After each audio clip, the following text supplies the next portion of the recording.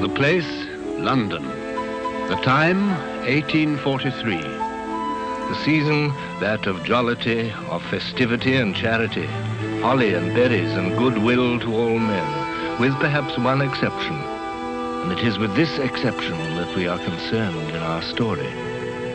The exception is Ebenezer Scrooge.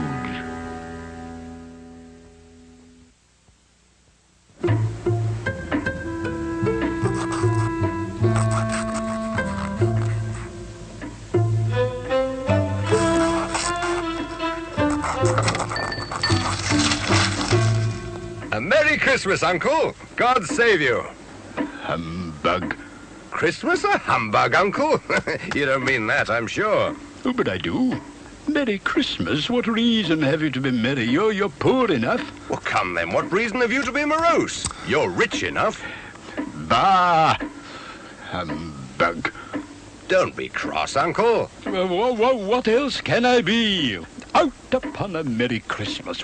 If I could work my will, every idiot who'll go to back with Merry Christmas on his lips should be boiled in his own pudding and buried with a stake of holly through his heart. Uncle! Keep Christmas in your own way and let me keep it in mine. Don't be angry, Uncle. Come, dine with us tomorrow. Never. No, good afternoon. I'm sorry with all my heart to find you so resolute. But I'll keep my Christmas humor to the last. So, a Merry Christmas, Uncle. And a Happy New Year. Good afternoon. And a Merry Christmas, Mr. Cratchit. Merry Christmas, sir. Good afternoon. Scrooge and Marley's, I believe. Have I the pleasure of addressing Mr. Scrooge or Mr. Marley? Mr. Marley died 7 years ago this very night. At this festive season of the year, Mr. Scrooge, a few of us are endeavouring to raise a fund to buy the poor some meat and drink and means of warmth. But are there no prisons? Plenty of prisons. And the treadmill and the poor law, the union workhouses, they in full vigour then? Both very busy, sir. Oh, I was afraid from what you said at first that something had occurred to stop them in their useful course. I don't make merry myself at Christmas, and I can't afford to make idle people merry. Yes, I know you'll tell me that many can't go there, and many would rather die. Well, we'd better do that than decrease the surplus population. Good afternoon, gentlemen. Good afternoon. You'll want all day tomorrow, I suppose, If quite convenient, sir. It's not convenient, and it's not fair. If I was to stop you £0.50 for it, you'd think yourself ill-used, I'll be bound, And yet you don't think me ill-used when I pay a day's wages for no work. It's only once a year, sir. Well, that's a poor excuse for picking a man's pocket every 25th of December. You'll be here all the earlier the next morning. Even the blind man's dog knew old Scrooge and avoided him. Scrooge kept all humanity at a distance and liked it that way.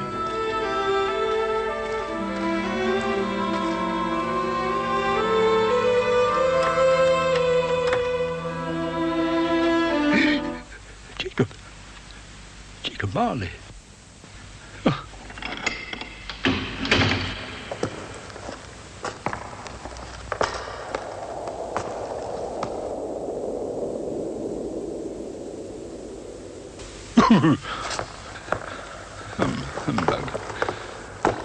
Humbug.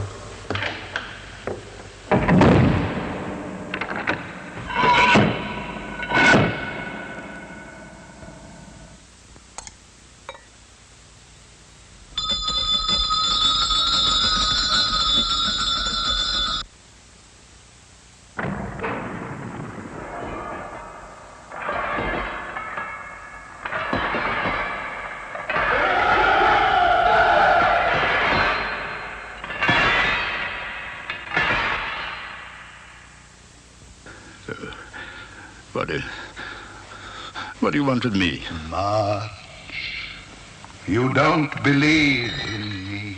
I don't. Because you may be an undigested bit of beef, a fragment of an underdone potato. There's more of gravy than of grave about you.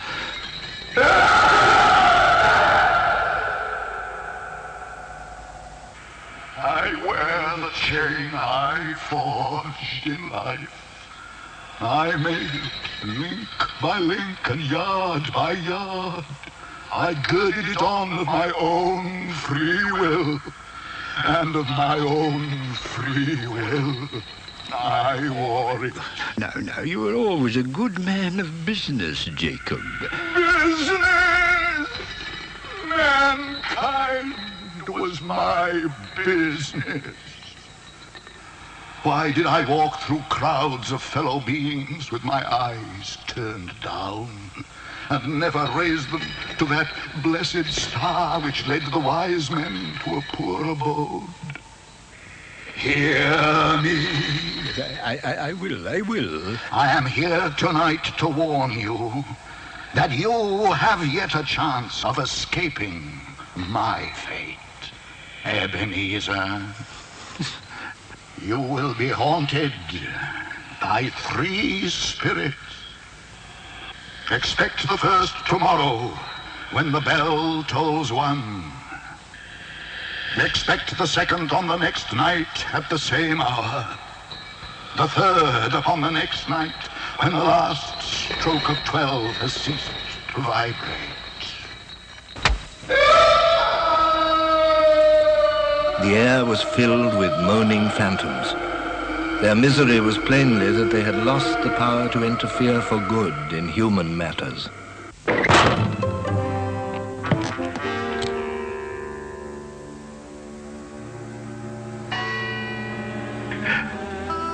Scrooge awoke to the chimes of a neighboring clock. His room was flooded with light, and a hand opened the curtains of his bed. Are you the spirit, sir, whose coming was foretold to me? I am. Who and what are you? I am the ghost of Christmas past. Long past? No, your past. What brings you here? Your welfare. Rise and walk with me. Good heavens. I was a boy here. Your lip is trembling. What? And what is that upon your cheek? Nothing. Nothing? These are but shadows of the things that have been. They have no consciousness of us. The school is not quite deserted. A solitary child, neglected by his friends, is left there still.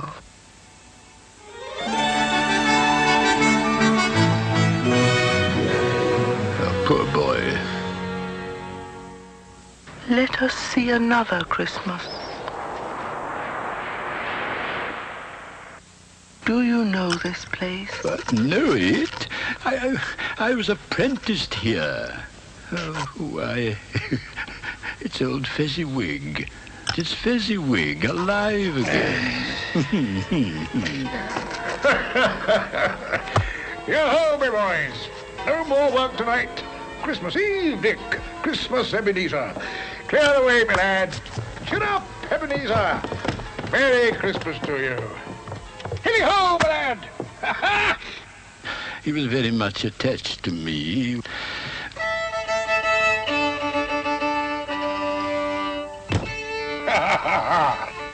Welcome, everybody.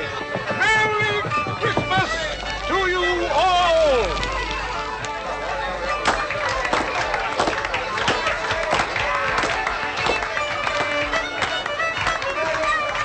A small matter to make these silly folks so full of gratitude. Small? Why is it not? He has spent but a few pounds of your mortal money, 3 or 4 perhaps. But it isn't that, Spirit. He had the power. He had the power to render us happy or unhappy, to make our service light or burdensome, of pleasure or of toil. My time grows short. Quick. You are changed. You fear the world too much. There is nothing as hard as poverty, so I pursue wealth.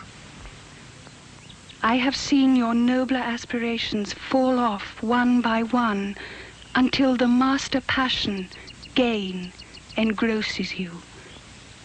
Our contract is an old one. I can release you. Have I ever sought release? In words? No, never. In what then? In a changed nature, in an altered spirit. May you be happy in the life you have chosen. Oh, Spirit, why would you delight to torture me? I told you these were shadows of the things that have been, that they are what they are. Do not blame me. Take me back. Haunt me no longer.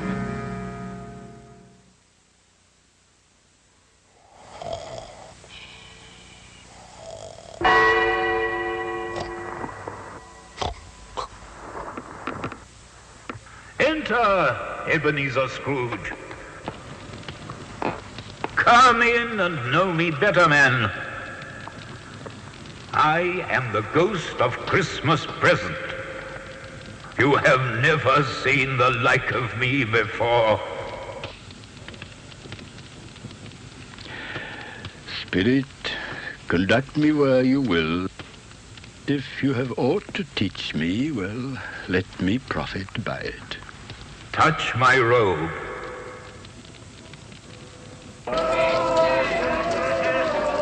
As they walked, the spirit shed from his torch a few drops of good cheer on the passers-by.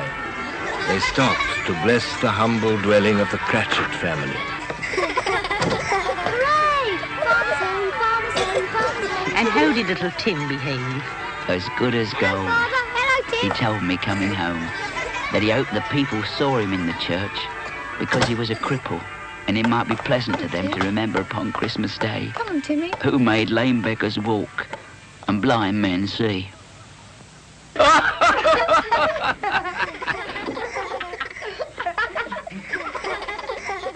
The little boy is lost in the snow. The little boy's lost in the snow. Are they? A Merry Christmas to us all, my dears. God bless us. God bless us, everyone. God bless us. God blesses everyone. Spirit, tell me if Tiny Tim will live. I see a vacant seat in the poor chimney corner, and a crutch without an owner, carefully preserved. No. If these shadows remain unaltered by the future, the child will die. No. What then? If he be like to die, he had better do it. Don't. And decrease the surplus population. Oh, God. To hear the insect on the leaf pronouncing on the too much life among his hungry brothers in the dust. What place is this? A place where miners live, who labor in the bowels of the earth. But they know me. See? God rest ye merry gentlemen, let nothing you dismay. Remember Christ our Savior was born on Christmas Day to save us souls from Satan.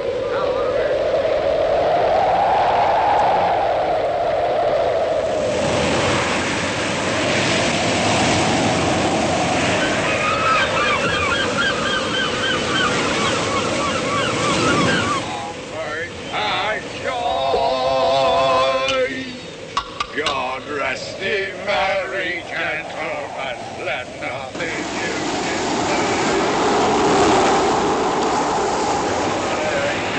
was born on Christmas night to save us all from Satan's path when we have gone astray.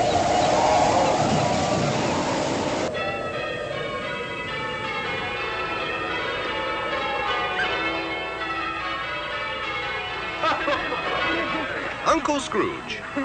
He's given us plenty of merriment, I'm sure. And it would be ungrateful not to drink his health. And I say, Uncle Scrooge. Uncle Scrooge. A Merry Christmas and a Happy New Year to the old man, whatever he is. He wouldn't take it from me, but may he have it nevertheless. My life upon this globe is very brief. It ends tonight at midnight.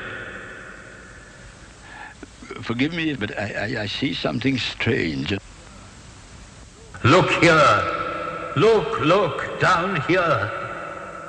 Oh, Spirit, are they yours? They are man's, and they cling to me.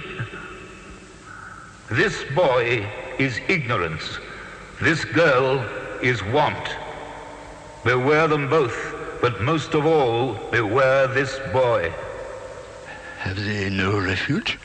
No resource? Are there no prisons? Are there no workhouses?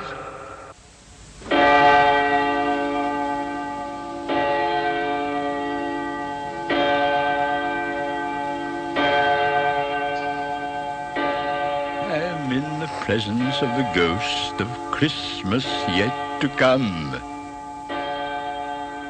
You are about to show me shadows of things that have not happened, but will happen in the time before us. Is that so, Spirit? Ghost of the future, I fear you more than any spectre I have seen. But as I know your purpose is to do me good, lead on, Spirit.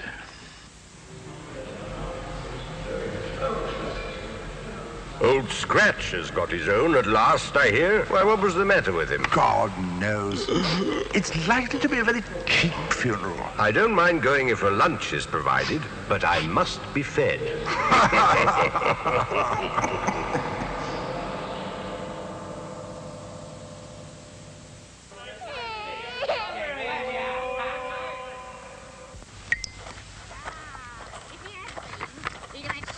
To look after him when he was struck with death. Come into the parlour. Come into the parlour. Come into the parlour. Come on. Open that bundle, old Joe. What have we got here? His blankets. Bed curtains. You don't mean to say you took them down, rings and all, with him lying there? Yes, I do. If he wanted to keep him after he was dead, why wasn't he natural in his lifetime? It's a judgment on him. Spirit, I see. Yet I do see. Oh, God, merciful heaven, what is this? Spirit, this is a fearful place. In leaving it, I'll not leave its lesson. Let us go. I understand you, and I would do it if I could, but I have not the power. Spirit, I have not the power. Let me see some tenderness connected with the death. My little child. My little child.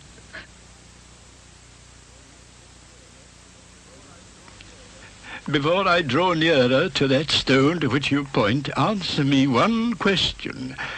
Are these the shadows of the things that will be, or are they shadows of the things that may be only? Am I the man who lay upon the bed? No, Spirit. No. Spirit, I'm not the man I was. Good Spirit, assure me that I may yet change these shadows you have shown me by an altered life. I will not shut out the lessons that they teach.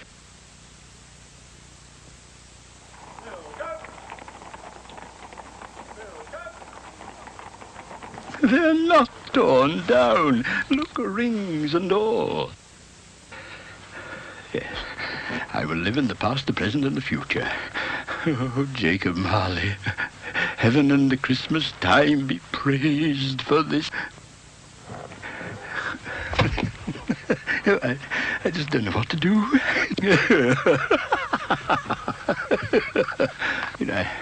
I don't know what day of the month it is.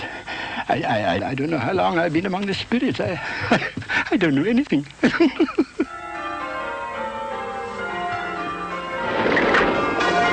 Hello, hello.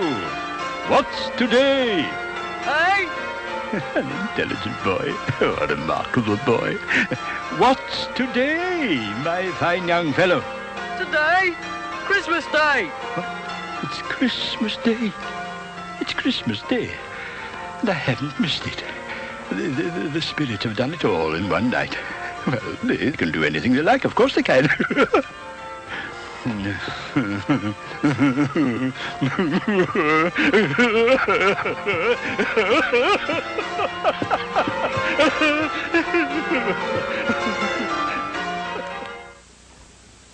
I scarcely ever looked at it before, but it's a wonderful knocker. I'll send it to Bob Cratchit, and he shan't know who sends it. My dear sir, how do you do? Merry Christmas to you, sir. Mr. Scrooge? Yes. Well, allow me to ask your pardon. Will you come and see me? I will. I will. Oh, thank you. Oh, bless you. Is your master at home? Yes, sir. He's in the dining room along with mistress. Thank you. I'll just go in myself. Fred. Well, bless my soul. Come in, Uncle. Come in, Uncle. Hello. And what do you mean by coming here at this time of day? I am very sorry, sir. It's only once a year, sir. It shall not be repeated. I was making rather merry yesterday, sir. Now, I'll tell you what, my friend. I am not going to stand for this sort of thing any longer. And therefore, I am about to raise your salary. A Merry Christmas, Bob. A Merry Christmas. I will raise your salary, Bob, and endeavor to assist your struggling family. And we'll discuss your affairs this very afternoon, Bob. Scrooge was better than his word. He did all he had promised and more. And to Tiny Tim, who did not die, he was a second father. It was said thereafter that Ebenezer Scrooge knew how to keep Christmas well, if any man alive possessed that knowledge.